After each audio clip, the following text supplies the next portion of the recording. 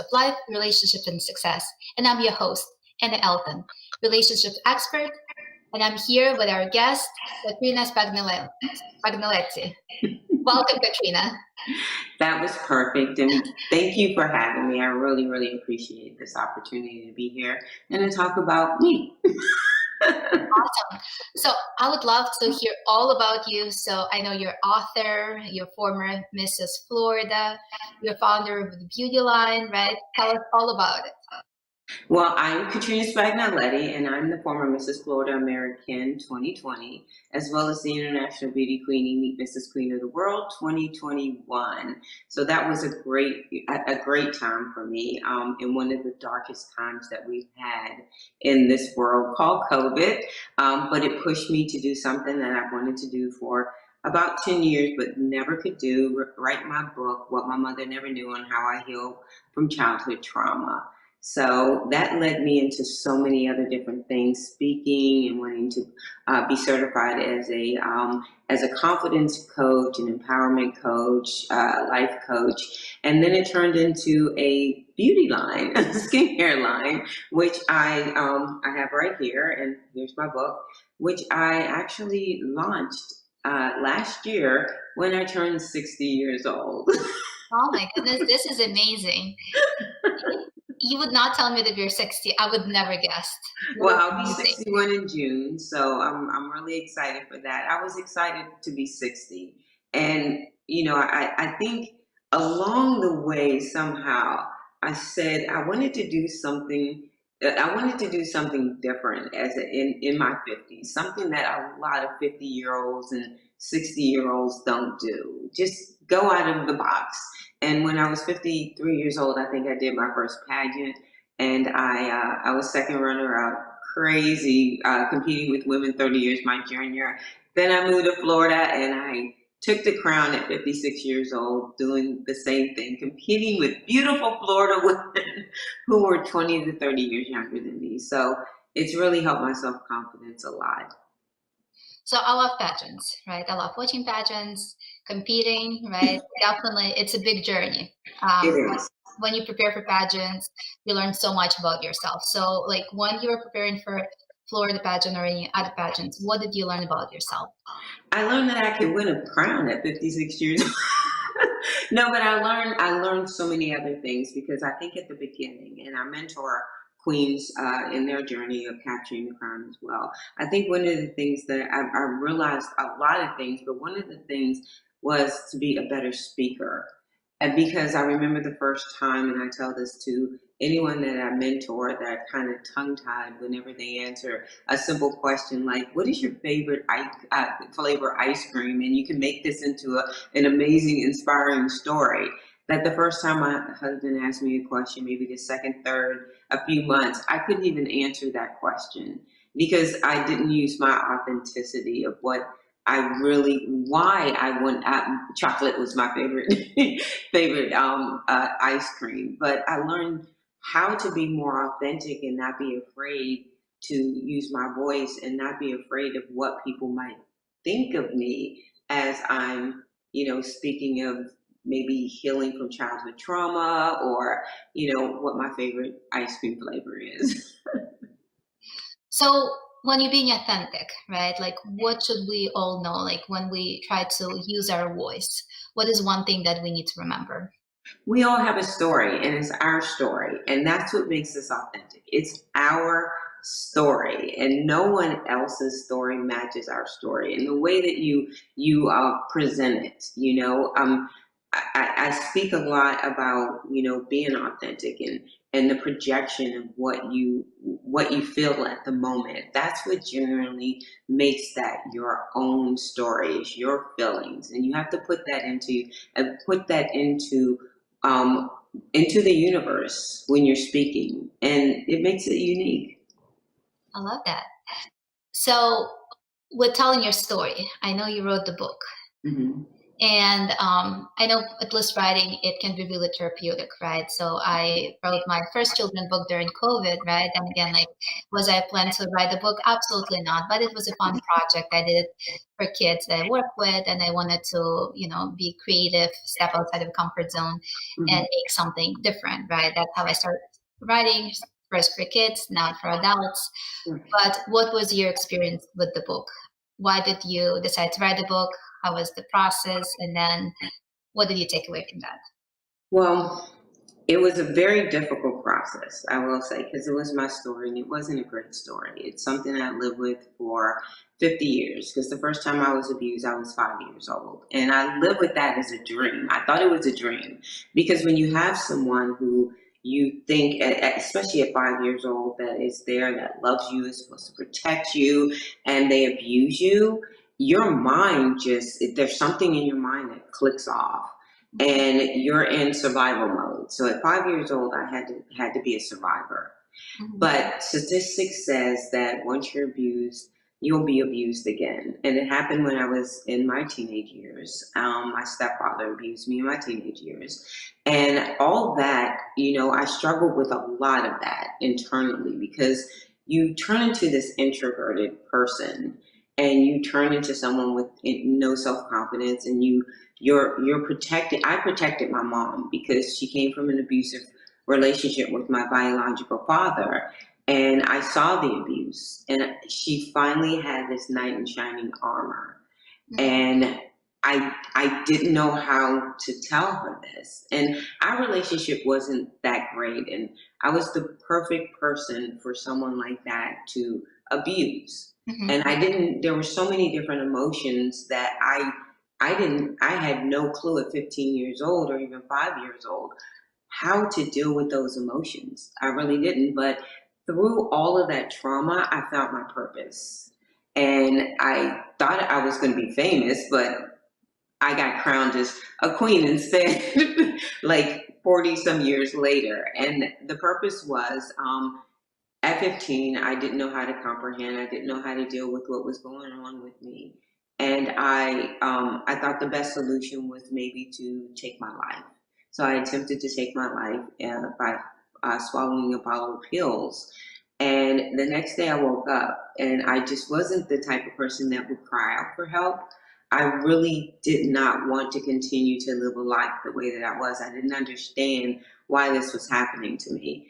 And in the same breath, I had a premonition that I was standing in front of an audience wearing a red suit. I didn't know what I was saying or why I was there, but at 15 years old, I thought I was going to be famous. So I set myself up to be famous. I thought I was going to be a famous. I couldn't sing, so I knew I was. I thought I was going to be a famous actor. So I started practicing a lot of things that I thought would take me to that stage, and it was being kind because I knew if I was kind, people would want to be around me, learning everything that I possibly could learn about wherever I'm supposed to talk about in front of that stage. Because when you're kind, people want to be around you. You learn from them. Amazing people get inspired. You get inspired by amazing people.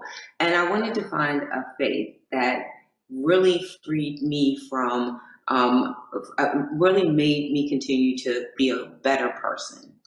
But I wish I could tell you that my life after that was like great and nothing else happened. It doesn't work that way. You start living a traumatic and dramatic life, and you surround yourself with dramatic people, trauma, toxicity, bad relationships. I think the best thing that happened was me having my children and being able to have something to love and be a normal person and a normal mom. And that was the only happiness that I had. But also in those relationships, they saw me in really toxic relationships. And even though we talk about it now and they kind of understand once I wrote my book, that that wasn't really who I wanted to be. It was just the person from the circumstances that I went through. So on September 5th, when I went to Orlando, that red dress that I had on, speaking about what had happened to me finally in presenting my book, that premonition came true that day. I was crowned Mrs. Florida American 2020. So it took me a couple of months to figure that out, that premonition finally came to fruition. But I live my life like that now. I live on the darkest day of my life. I live everything that I taught myself to be that famous person. I continuously do now. That's amazing. So children, like when they're being abused by, parents or their close relatives, right? This is cognitive dissonance, right? People who are supposed to love and protect them abuse them, right? So it's really hard to comprehend, right? Not even for adult, but like for the child's brain. So that's where I see a lot of clients who come in with trauma, PTSD, and they lacking memories, right? They block, so their brain works as a protective mechanism and block memories because they're just so hard to remember and carry and internalize, right? And then what we see, men versus women, how do they respond to trauma? Women tend to internalize trauma, right? So that's when they can potentially hurt themselves, right? And men tend to externalize, so that you see some aggressive behaviors. But what I've been hearing from you, what you did, right, after, you survived, you decided to find that purpose, right? And it's perfect, right? Because if you have purpose, you're able not just to survive, but to thrive. Yeah, it definitely saved my life. It definitely saved my life. And every day, even now, even though I'm healed, I still have to have purpose. Like I have to have something that I'm striving for. Because if I sit still too long, and that's why in 2020, when they were like, you're locked down, you can't go anywhere, I knew that if I was to stand still, that 15-year-old might come back, and that terrified me because now my children are older and I have grandchildren who, oh, and I'm so grateful to be able to have survived that. I'm so grateful to be able to survive me, to be able to love and finally see love and see people who I can truly trust, because I didn't think that was possible. But I'm living my best life at 60 years old in Florida with my husband, and we're having such an amazing time. I get to travel all over the different states to see my grandkids, and that brings me so much joy. And that's a huge purpose of mine. It really is a huge purpose of mine to be around for my grandkids and see them all get married. It's so amazing. So I guess 60s is the new 30s, right? Yeah. And if you don't mind me asking, how old are your grandkids? How old? I'm sorry, I didn't hear. How old are your grandkids? My grandkids are, Eris is the oldest, so he's 5, and I have Esme in Princeton, and they are both almost 1. They are 2 weeks apart. So that is awesome. My husband has 2 granddaughters, and one is, I think, 6, and the other one is 5. Oh my goodness. I mean, there's a lot of grandkids, and that's something I've always wanted. And they started late. I was pushing for them when they were in their 20s, but they all started late, and that's okay. That's another reason I work out and stuff. I want to be the grandma that is running around, having a great time, and just having that personality that has the energy there. And the kids, they think I'm like their best friend. So when your grandkids say, "This is my grandma," do people believe or no? Usually when I'm with them, people think they're my kid. And if I'm with my oldest son, they're like, we've been several times, people have said, oh my God, that's your mom. I thought that was like your sister or and I love it because they hate it. They absolutely hate that. So it's a little bit of like get back to when they had me losing sleep when they were teenagers. I love that. So what is the secret to preserve the beauty? I think, of course, I'm going to plug Je Suis. Of course. The segue is amazing. Je Suis Beauty Skincare. But I learned a lot about how to take care of myself. And I'm not one to get Botox or anything. There's nothing wrong with it. I'm just a chicken when it comes to needles in my arms. So, putting fillers in my face, that's even more terrifying to me. So when pageantry, because I knew if my skin was being taken care of, that is a big step, because being in your 50s and competing with women that look like you that are absolutely just perfect in every way. And I'm 56 years old, going down a runway in 6-inch heels with a bikini on. I had better, and I can tell you, the judges, when I walked in and they asked me, what's the most unique thing about you, and unique thing about you uh, that stands aside from the other women, I said, as you can see in my bio, and some of those judges don't read your bio, I'm 56 years old. They lost it. They lost it. They couldn't believe that I was 56 years old. And I think that really like lifted a lot of the seriousness there. But they couldn't believe that. And one of them was a plastic surgeon. So that was really awesome to have him say some of the things he said to me afterwards. But I think taking care of your skin is really important. Society, they want to look at us at a certain age and just say, you're not visible anymore. And I'm going to be visible. I'm going to be visible now and forever. And consistency and consistency in taking care of your skin is important. Having a morning routine and a nighttime routine is so important. But using the right products is incredibly important, and you want something that works together. And when I created Je Suis, I wanted something natural because I wanted it to be for all skin types. I come from a personal training background, and one of the things is, yeah, you can get in the gym and exercise, but what you eat is more important.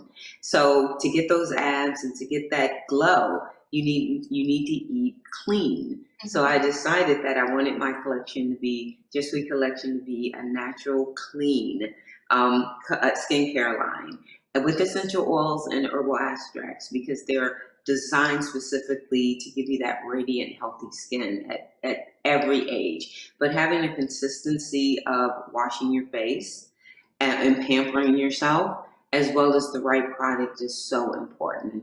And I think that's what it's always been with me. I really do. I love that.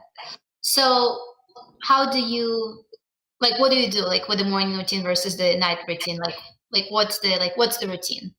I use the same products. There's 5 products in my collection. You don't have to use all 5, but there's 5 in my collection. You have a wonderful facial cleanser, Hydrate Me. Then I follow it up with a cream oil serum. It's essential. Then I make sure that I have that toner. I do the toner first, to make sure that the pH balance is there, your pigmentation is even. I love it so much. And then you use the oil cream serum. Then I will use a oil facial serum, which is going to bring in that hydration and that glow. And then I top it off, because you have to lock in all that moisture, because that's really important, because we're losing moisture. You don't have to go to the gym and sweat to lose moisture. You're losing moisture, and you're out of your whole body, including your face. So you want to lock in that moisture with an anti-aging moisturizer, and then top it off with an eye cream that can stimulate collagen, because as we get older, we don't produce as much collagen in the first place that they notice it under the eyes. And of course, that's the epicenter of your youthfulness. And so if you're losing collagen, you're going to see those fine lines and wrinkles. So you want to get something that is natural, that's going to stimulate the collagen, so that your eyes could be bright and radiant. And that's going to pretty much hide those numbers that keep going up. And I do that morning and night. I really do, because I want to repair at night. And in the morning, I want to make sure that my skin is fresh and glowing and dewy and healthy. It sounds like a full-time job, to be honest. It's not, but isn't it worth it? It is. Because when people ask me what's your routine, and I usually say, well, I wash my face. I don't have the routine, but I think I need to start to think of the routine, and I think this is a great start. A lot of good information, so I'll definitely follow up to get more. inside. So let me change the script. Oh, actually, before we move to the next topic, so where can we find the product? At JeSuitBeauty.shop. Yeah, everything's on my Instagram. You have a link on my Instagram. Like I said, you don't have to buy every single product. I do because I just love pampering myself. I mean, in the morning, I just want to start my day off like just taking care of me. You know, we go to a spa to do it. Let's do it ourselves every single day and every single night. So I do have a routine in the morning that is a lot more than skincare. That just makes me want to continue that pampering session all day. So if I would just purchase one, which one would you recommend? So I would definitely say the oil cream serum. I mean the oil serum, because it has essential oil. It has something called petroleum oil, which is a natural alternative for retinol, and it's not harsh. It's an exfoliator, and that's something that we need because we want to make sure when our skin rejuvenates itself that the dead skin does not stay on the surface, because that's what makes your skin look dull and lifeless. So that would definitely be the one, Glow Beautiful. But just send me your address, girl. You got this. thank you. That's awesome. So let's keep shifting, and I would love to learn all about confidence, right? So you're a life coach, you help the girls to feel confident. So what would be that maybe one advice that you can give to our viewers, or maybe even your younger self, how to be Um, confident? I would say, because a lot of people ask me, going through everything that I've gone through, what is that one point? And it's not just one point, but I would say something that stood out to me. When I was 18 years old, I realized that no one can ever hurt me again. That's number one. Number two, take accountability for everything. Everything. Because when you're stuck in something where you're constantly trying to figure out why, and why did this person do it to me, take accountability for your actions and what you brought to the table when it came to that situation. Because you can't answer their why. You can only answer yours, whether it's being in a bad relationship. Why was I there? I know exactly why I was in my bad relationships, because I wasn't healthy. And that it feels so much better to focus on you. And when you take accountability for everything, you really do start building confidence in yourself, because you're taking accountability and you're understanding your why. And I think that's really important. Interesting.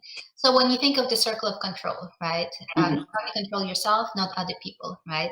So instead of trying to worry and try to control what other people say or think of you, right? Or like, Mhm. yeah, I guess the outer layer is, we can predict, future, we can change the past, we can change illness, traffic, weather. So we just need to refocus of what Yeah. we're able to control. And then hopefully what we say, what we do, our values, attitudes, behaviors, hopefully the way we feel, Yes. right? And that's where we can be our brightest. And it's a tough job sometimes. It really is a tough job, because a lot of people, they do want to woe with me. I'm not that woe with me. As a matter of fact, when my husband, when we're watching TV and he sees things that relate to the past, and he thinks it would trigger me, I tell him, please do not hug me, because I'm okay. I'm okay. I'm no longer there anymore, and I'm okay. And I'm the only one who can control that. If I was to feel sorry for myself or sad for myself, that's going to take so much away from me. I can't control what someone did to me. I can only control how I go on with my life and how I deal with my future, not my past and my now. Because there's nothing I can do about the past. There's nothing I can do about the future. I can only this moment. This is the only thing I can control. And I'm not going to let anybody into now. I love that. So what kills the joy of now? When we dwell on the past and we worry about the future. Mm-hmm. So that's when we need to focus on now. Mm-hmm. I love that. So when we think of emotions, right, we want to say that all emotions are okay, right?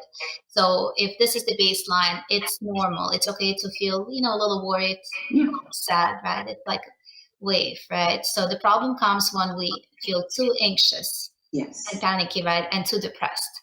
So when you start feeling anxious, or like if you start feeling sad, is there anything that you use that helps you to bring yourself back to that baseline? You know, when I was in therapy, I remember because as a child, whenever anything would happen to me, and it's this whole process of forgetting that moment, when anything would happen to me, I would sit in my room and look outside at this tree for hours, Mm-hmm. for hours.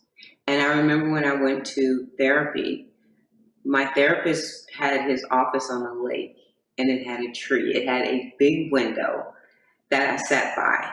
And he would allow me to sit and look at the tree.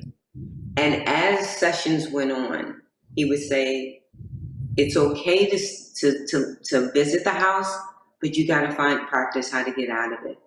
And the way I would practice is him saying to me, he would give me less and less time to stare out the window. He was like, you got to come back. And I think I had to continue to practice that. I had to practice getting out of that depression. One of the things that I do, because unfortunately, yeah, I do live with depression. I don't think it's ever going to go away. But I've learned to wake up 2 hours before my husband and have that time. I did that with my children. Wake up 2 hours before anyone, because I don't want them to feel my sadness. That's not their burden to bear, their burden to bear. I want them to see me, the person that I am, a happy person, because I genuinely am very happy, very energetic, and I don't want to put that on them. But I constantly, every single day, I do. I wake up, I don't know what the day is going to bring. I sit here, I have coffee, I turn on meditation music, I, maybe do some work, listen to a YouTube video. I love Jefferson Fisher. He's amazing. And so many, and it just gets me to that point. And then he wakes up at 7 o'clock and we hit the gym for a half an hour. Then I go for a walk. I know it's a lot, but I'm a housewife, so I get to do that. But just waking up early is enough to get you to understand how you can get out of that depression. You just need time alone, time by yourself, to feel that now, the joy of the music, the joy of being alone, the joy of silence, and it will trickle away. And that's something I do every single day. I love that. Yeah. I like waking up early as well, but my morning routine, I drink coffee and I read research articles. So I sign up for academia, and then they send me news research articles. So that's how I start my morning. Yeah, I love that. Interesting. I used to read the news, and I feel like news are just really so I'm just reading research. It's more entertaining. Yeah. No news.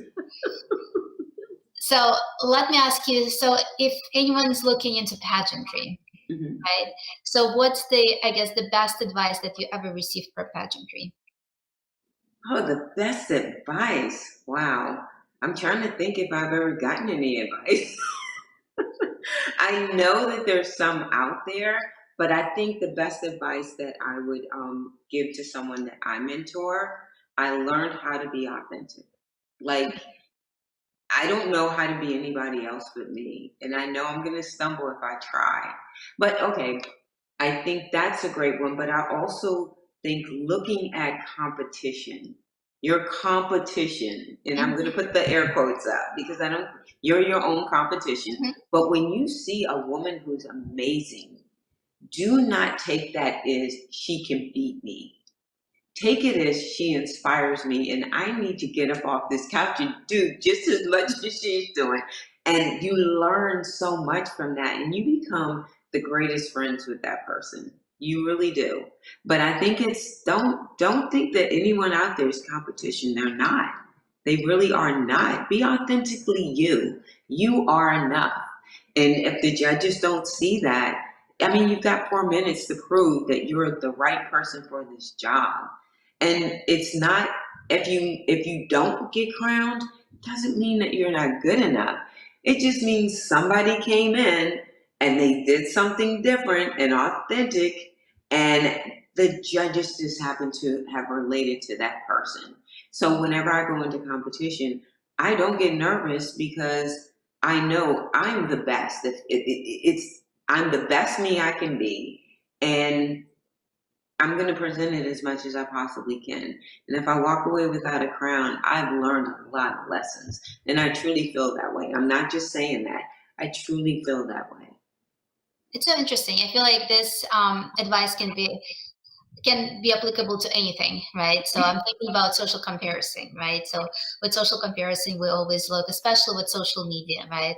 We look at other people on social Yes. media and then we're comparing ourselves, right? And sometimes we don't feel good about ourselves. But what we need to do, instead of saying like, well, this person is doing this and I'm not, you say this person is doing this, I can also do something, right? And then just focus on yourself and try to compete with yourself. It's like next level, right? Level up.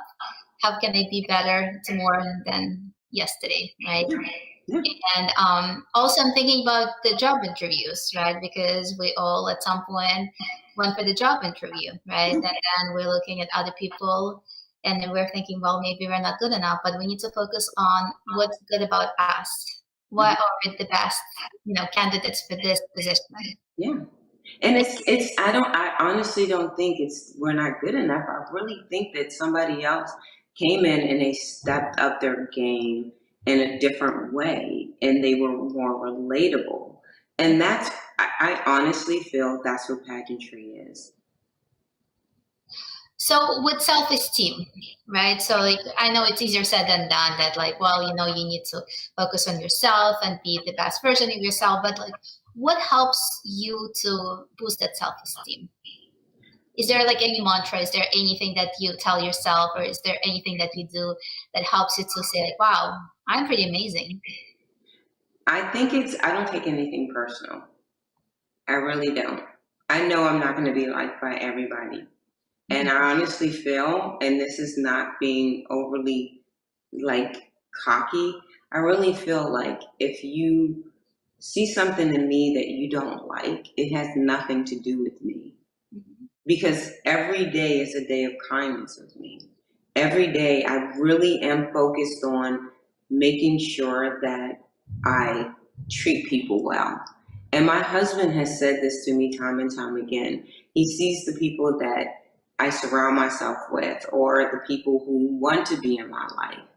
And he's like, Katrina, those people, when we go out, people come up to me and they talk to me for no reason. It's amazing because I don't talk to people because of the trust issue. But I don't carry myself that way. I really carry myself with a smile, confident, I'm always thank you, thank you, thank you. Like I have that energy. So I think that's what draws people to me. And he says, Katrina, it's because you should be so proud of yourself. Now, he asked me once, how does it feel to have people always come up to you or have people tell you, because I'll be on the phone and my sister queen friends, I love you, I love you. How does it feel? I said, it just makes me feel like what I'm doing in my daily life, my purpose, that I'm reaching that purpose every day. And that's exactly what it feels like. I love that. So how about relationships? So is there like a secret to a good relationship? Is there any relationship advices that you have? I would say find compassion. Find compassion. And two people can't be angry at the same time. Well, you would be surprised. I see this all the time in couple sessions. Two people should not be angry at the same time. And I'm telling you that. So that's where compassion comes in. Mm-hmm. There's times where I will be arguing with my husband and I hear myself. I'm like, I don't want to be that person. I used to be that person when I was toxic. So I've learned compassion. I stop, I listen, because at this point, somebody, and they say it's got to be the bigger person. No, I don't believe in that. I just believe that someone needs to stop. They need to stop and they need to listen. You have to put yourself aside. You don't need to win an argument. You don't need to win. I've told my husband this time and I don't need to win an argument. I would love for you to listen. I don't even want you to change unless you really love me and you know it hurts me. But I'm not trying to change you and I'm not trying to win. I'm trying just to get you to understand my feelings. If that's not happening, I'm going to stop. I'll listen to him and I I formed compassion. He used to think I was just angry and I didn't want to talk anymore. I said, no, I'm a very compassionate person. I'm going to listen to what he says. And I'm going to acknowledge what he says because that's what he wants. Me, we can take care of me later over dinner sometimes when we're in a restaurant and we're in a better setting that we're sipping wine, having a wonderful time. At that point, I'm bringing it up in a more, a lighter way, a more compassionate way, and I'm verbalizing it where it's not an attack. I truly believe this is 13 years. That's something I didn't do with the other ones. This works. Yeah, absolutely. And like I would say 99.9% of couples who come into couples therapy, they'll say we want to work on communication. Mm-hmm. And I think it's the simplest but the most challenging thing that we can learn, right? How do we communicate to each other, right? How do we listen? And I feel like listening is extremely hard. You mentioned I'm not there to win the argument, but unfortunately, a lot of people when they get in this argument, they lose the sight of the goal. What did they want to talk about? They go here and there. They want to be right. They want to win this argument. But the problem is that no one's winning, everyone's losing here. Well, I've heard this before, and it's something that was told to me by a therapist. You can't have a healthy relationship with two unhealthy people. You can't have a healthy relationship with one unhealthy person. So you have to be healthy. I think I'm very healthy. I know, because of what happened to me, I'm probably not going to be 100%, and I'm okay with that. Because the person I am now, I know I'm a lot healthier than I used to be. And my husband, I have to say, he wasn't completely healthy either, but I was a lot more healthy than he was. And because of the way that I handled things, he kind of said, okay, this is a woman for me. I love her. And I think I need to calm it down a little bit because he's a former Marine. So I think I need to be, just be a little calmer and be able to listen. Now, does it always work? No, but I will listen. And I'm okay with listening because I'd rather listen and put myself aside and deal with us later. And because I know what works for us and listen to what he has to say. And that means everything to him. It really does. He's just not that as patient as I am. And you found what works for your couple, right? Which is perfect. And again, compassion is important, right? Feeling empathetic towards your partner is extremely important because what happens in the argument, we lose the side of empathy, right? We have a lot of empathy for ourselves usually, but not much for the partner, right? When we fight. So that becomes problematic. That's when it rises, conflict. But then when we pause and hopefully calm down, right? We self-regulate and then co-regulate with partner. That's what I'm hearing you doing, right? You just listening. And you're giving him what he needs. Yeah. And helps. Yeah. And it's not that I'm putting myself completely aside. It's just the time and place sometimes. Two people can't be angry at the same time. And he was the same person before we got in the argument that I loved as he is the person that I'm arguing with. It hasn't changed. He didn't change all of a sudden because I'm angry at him for something that he did or his tone of voice.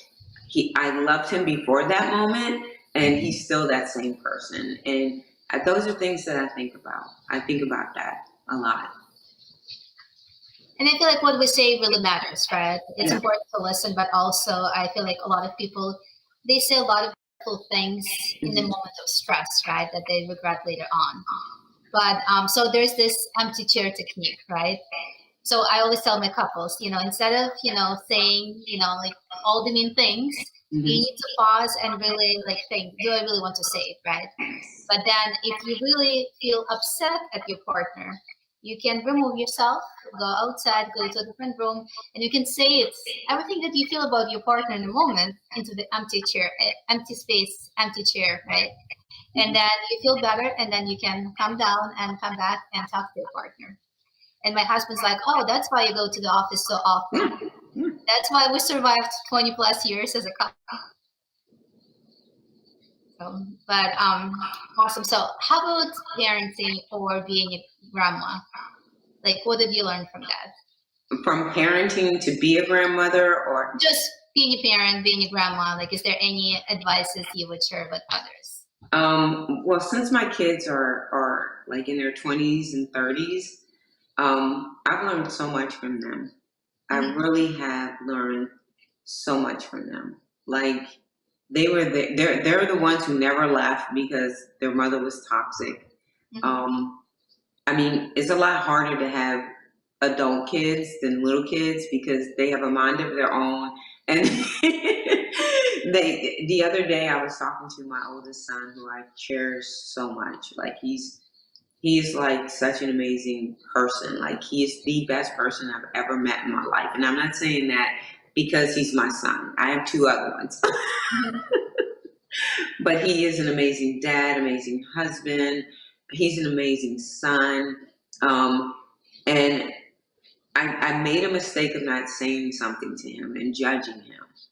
And when I told him how I felt, he really got angry, and he doesn't get angry a lot. And he taught me something that day. No matter what, you know, whether I don't, because I think it's a combination of when you say something to your grown adult child and they get angry, you don't want to, it's still, I want to protect them even from me. And I think I wanted to protect him more, but he sat there and he made so much sense in everything that he said to me.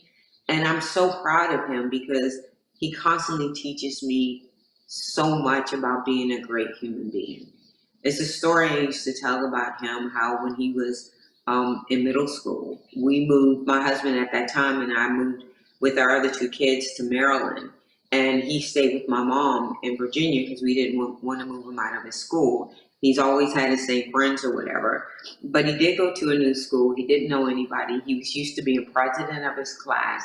And I remember he had called me up once and he was like, Mom, I think I want to run for an office. And I was like, okay, cool. You don't know anybody. Why don't you just run for treasurer? Like, I really didn't believe that he could win.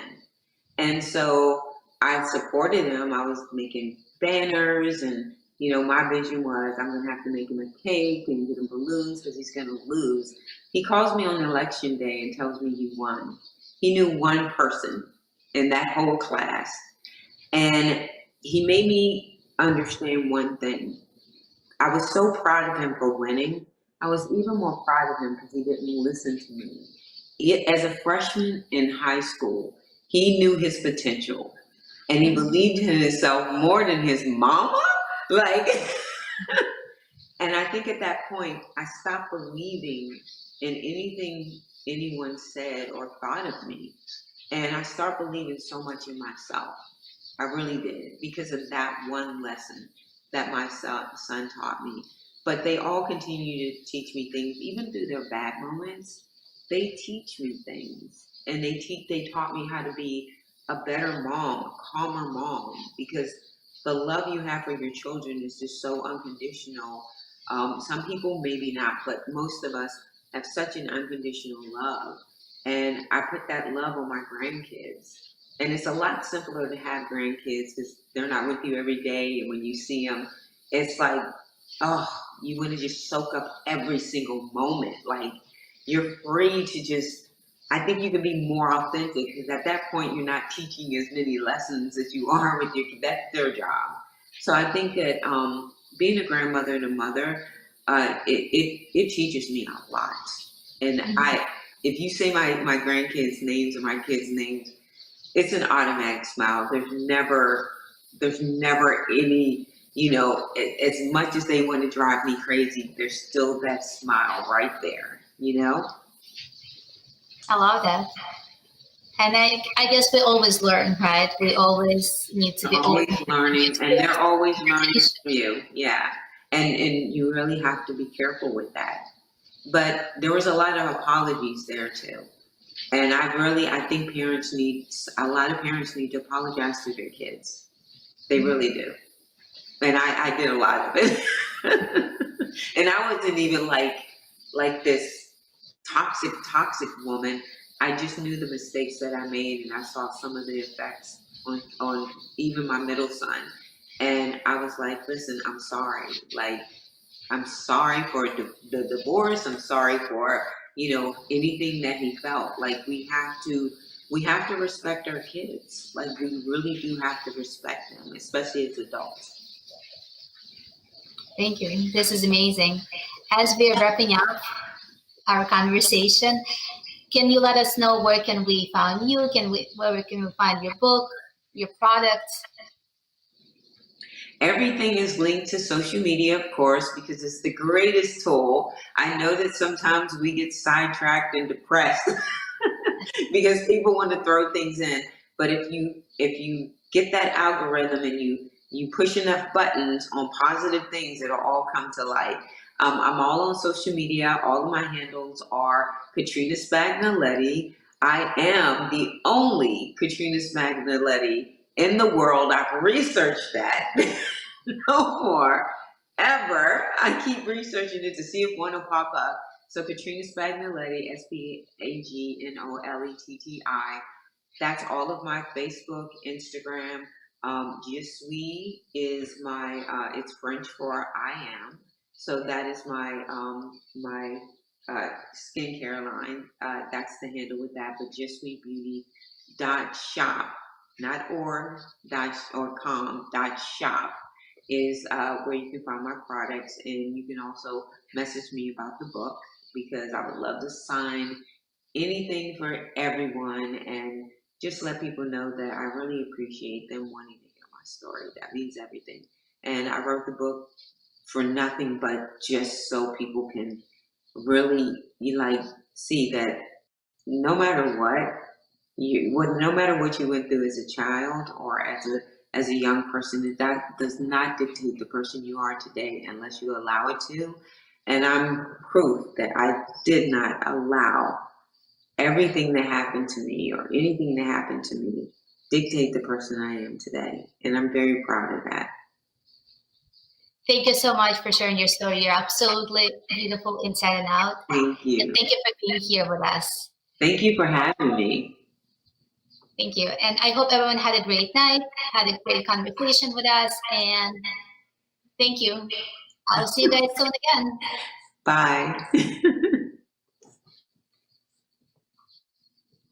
Bye.